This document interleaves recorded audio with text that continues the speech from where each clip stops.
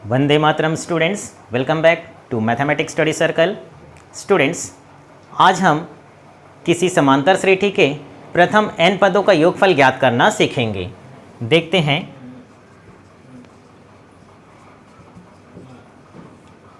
समांतर श्रेणी के प्रथम n पदों का योगफल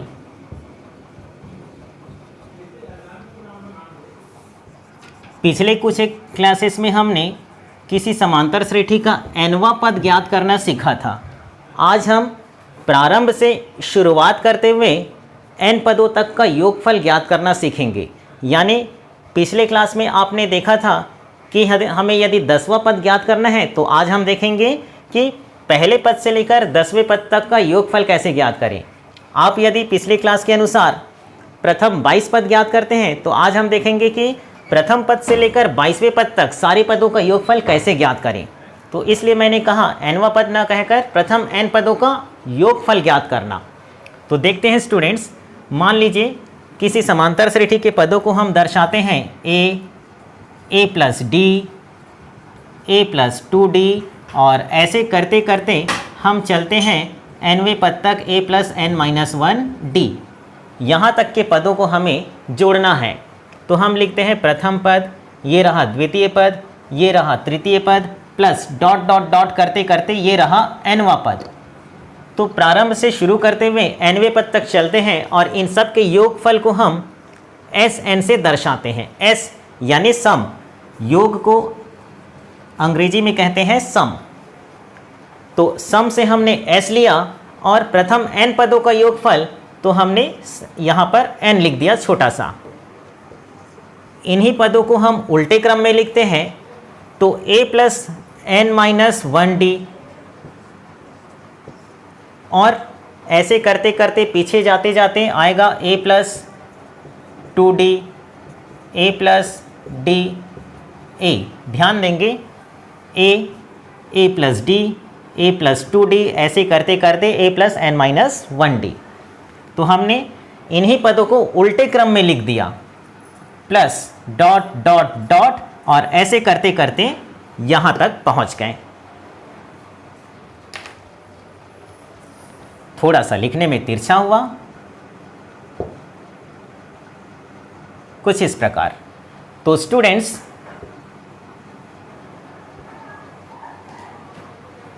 अब इन दोनों ही समीकरणों को हम जोड़ देते हैं। समीकरण 1 और 2 चाहे तो नंबरिंग कर दें या ना भी करें। Sn प्लस Sn 2Sn बराबर। अब देखिए स्टूडेंट्स, उल्टे क्रम में लिखने पर जो nवां पद था वो प्रथम पद हो गया।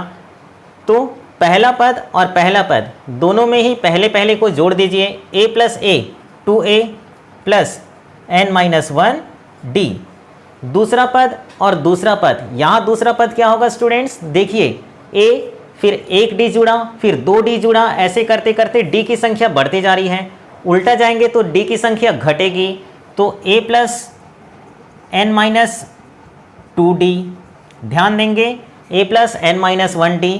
अब d की संख्या घटते जाएगी तो n माइनस 1 से एक कम n माइनस 2d। यहाँ पर भी दूसरा और दूसरा पद जोड़ेंगे a प्लस d और a plus n minus 2d, a plus a 2a और अब n माइनस 2d और 1d, n minus 2 plus 1d। तो students minus 2 plus 1 minus 1, n minus 1d। यहाँ भी 2a plus n minus 1d, यहाँ भी 2a plus n minus 1d। ऐसे करते करते पहले पहले पद को जोड़े 2a plus n minus 1d, दूसरे दूसरे को जोड़ें 2a plus n minus 1d, तीसरे तीसरे पद को जोड़ें 2a plus n minus 1d। ऐसे करते करते करते करते लास्ट में भी हमें क्या मिलेगा, इतना और इतना, a plus a 2a plus n minus 1d। तो स्टूडेंट्स, ये सिलसिला पूरे n बार वही पद रिपीट होते जा रहे हैं। 2a plus n minus 1d, 2a plus n minus 1d, तीसरे तीसरे को जोड़े, चौथे चौथे को, ऐसे करते करते nवें पद को जोड़े तो 2a plus n minus 1d। ध्यान दें, इसमें क्रम उलट गया है। जो प्रथम पद था वो nवां पद हो गया है। तो इस प्रकार हमें 2a plus n minus 1d n बार प्राप्त होते हैं। तो हम लिखते हैं n गुना 2a plus n minus 1d बराबर 2sn, अर्थात Sn बराबर n बटे 2, गुना का चिन्ह ना भी लगाएं तो चलेगा, 2a plus n minus 1d। तो इस प्रकार स्टूडेंट्स हमें प्रथम n पदों का योगफल ज्ञात करने के लिए सूत्र प्राप्त हो गया। ध्यान देंगे, nवां पद का सूत्र होता है a plus n minus 1d। प्रथम n पदों का योगफल ज्ञात करना हो तो a plus n minus 1d, इसी में एक a और बढ़ गया, a के स्थान पर 2a, और पूरे राशि को n बटे 2 से गुणा कर दीजिए। तो ये हुआ प्रथम n पदों का योगफल। स्टूडेंट्स इसी फॉर्मूले को थोड़ा सा आगे बढ़ाते हैं। तो Sn बराबर n बटे 2, कोष्टक में 2a को अलग कर लीजिए, a प्लस a। तो ऐसी स्थिति में हम देखते हैं कि a plus n minus 1d, यानी यहां से लेकर यहां तक nवां पद, तो a प्लस nवां पद, यानी कि हम लिख सकते हैं Sn बराबर n बाई 2, a प्लस nवां पद, और nवां पद को हम an से दर्शाते हैं। तो ये हमारे लिए एक नया सूत्र प्राप्त हुआ स्टूडेंट्स, यानी कि आपके पास यदि किसी समांतर श्रेणी में a और d प्रथम पद और सार्वंतर इन दोनों ही मानों को ज्ञात हो, तो ऐसी स्थिति में आप n का मान रखकर n पदों का योगफल ज्ञात कर सकते हैं। यदि आपके पास सार्वंतर नहीं है लेकिन प्रथम पद और nवां पद है, तो प्रथम पद और nवां पद इन दोनों का योगफल को n बटे 2 से गुणा कर दीजिए, तो आपको n पदों का योगफल प्राप्त हो जाएगा। यदि किसी समांतर श्रेणी में कुल पदों की संख्या n है, यदि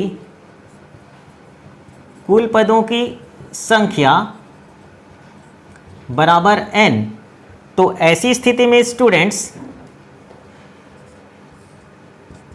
तो ऐसी स्थिति में nवां पद, कुल पदों की संख्या n है, तो nवां पद जो होगा यही अंतिम पद होगा। तो nवां पद को हम लिखते हैं स्मॉल l यानी लास्ट टर्म। अंतिम पद को हम nवां पद यानी nवां पद को हम अंतिम पद कहते हैं, और अंतिम पद को कहते हैं लास्ट टर्म इंग्लिश में। तो ऐसी स्थिति में हमारा सूत्र बन जाता है Sn बराबर n बटे 2, a प्लस इसके स्थान पर हम लिख देंगे l। Sn बराबर n बटे 2, a प्लस l। तो इस प्रकार हमें तीसरा फॉर्मूला मिल गया। तो प्रश्न के अनुसार जहां जैसा आवश्यकता पड़े उस हिसाब से हम इन तीनों में से जो सूत्र उपयुक्त हो उसका उपयोग करेंगे स्टूडेंट्स। तो हैव अ लुक।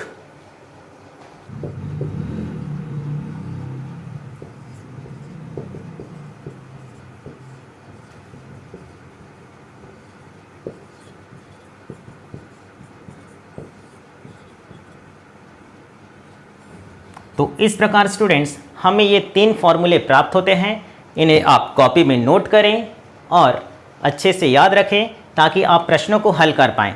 अब हम उदाहरण के तौर पर एक प्रश्न देखते हैं।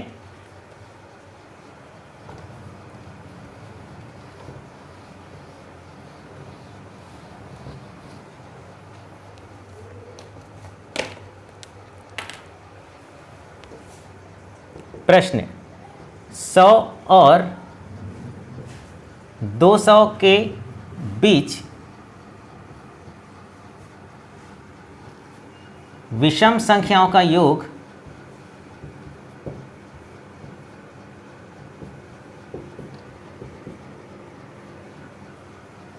ज्ञात कीजिए।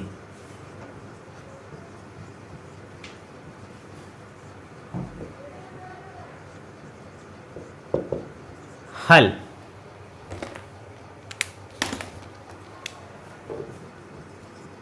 सौ और 200 के बीच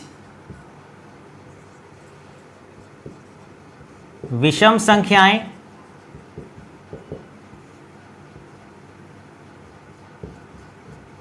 हैं 100 के बाद पहली विषम संख्या 101, फिर 103, फिर 105 और ऐसे करते करते 199।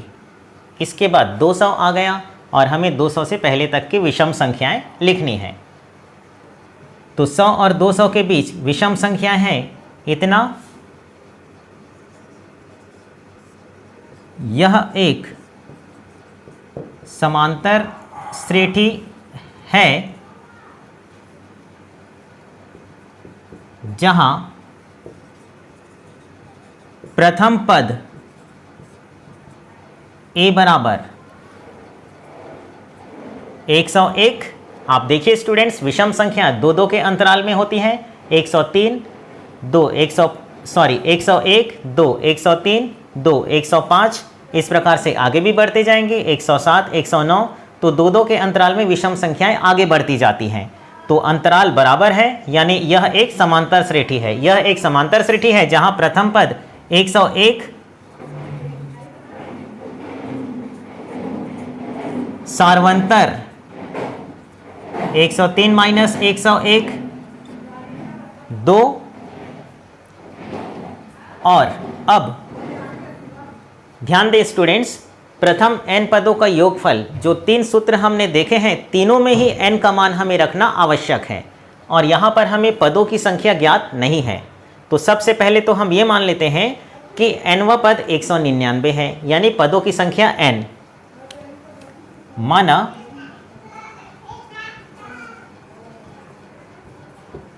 पदों की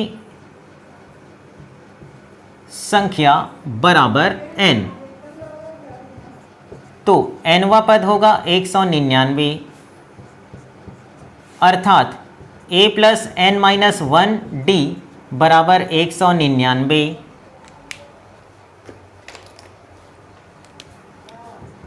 a का मान है students 101 plus n minus 1, d का मान है 2 बराबर 199, अर्थात 101 प्लस, इसे हम उलट सकते हैं क्रम विनिमय नियम, तो 2n माइनस 1 बराबर 199, अर्थात 2n माइनस 1 बराबर 199 ऋण 101। 2n माइनस 1 बराबर 199 ऋण 101, तो यहाँ हो जाएगा स्टूडेंट्स 98, अर्थात n माइनस 1, अब देखिएगा यहाँ n माइनस 1 गुना 2, तो गुना का भाग हो जाएगा 98/2 और ये हो गया हमारा 49, तो n माइनस 1 बराबर 49।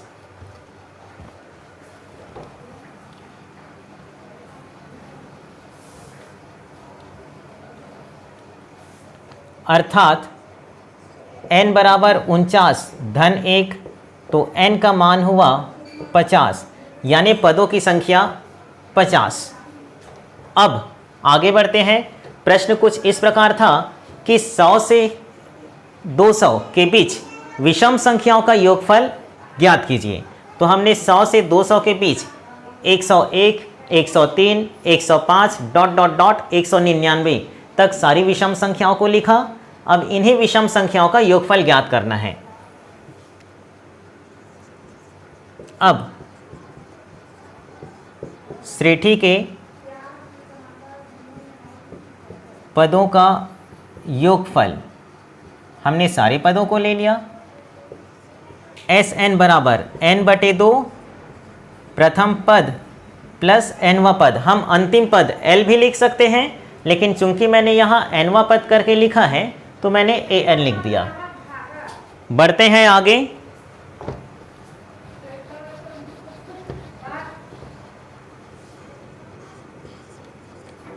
Sn, n का मान है स्टूडेंट्स 50, तो यहाँ लिखेंगे S50 बराबर n/2 50/2 a plus an। a था हमारे पास 101, a का मान 101 और an nवां पद 199, तो हमें 50/2 बराबर 25 प्राप्त होता है और 199 धन 101 ये प्राप्त होता है 300। 199 एक इधर ले जाइए, 200 प्लस 100 300, 25 या 75 और 2 शून्य। तो इस प्रकार स्टूडेंट्स हम देखते हैं कि S50 यानी 50 पदों का योगफल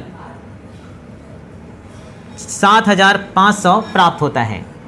तो स्टूडेंट्स इस प्रकार से आप और भी अधिक से अधिक प्रश्न स्वयं से अपने किताब से हल करें। कुछ एक प्रश्नों को उदाहरण से देखें, कुछ एक प्रश्न प्रश्नावली से हल करें ताकि आपका कॉन्सेप्ट बिल्कुल क्लियर हो जाए। साथ ही मैं यह भी कहूँगा कि यदि आपको किसी भी प्रकार की समस्या हो, किसी प्रश्न में कठिनाई महसूस होती हो, तो आप मुझे बिल्कुल व्हाट्सएप के माध्यम से या फिर कमेंट बॉक्स के माध्यम से पूछ सकते हैं।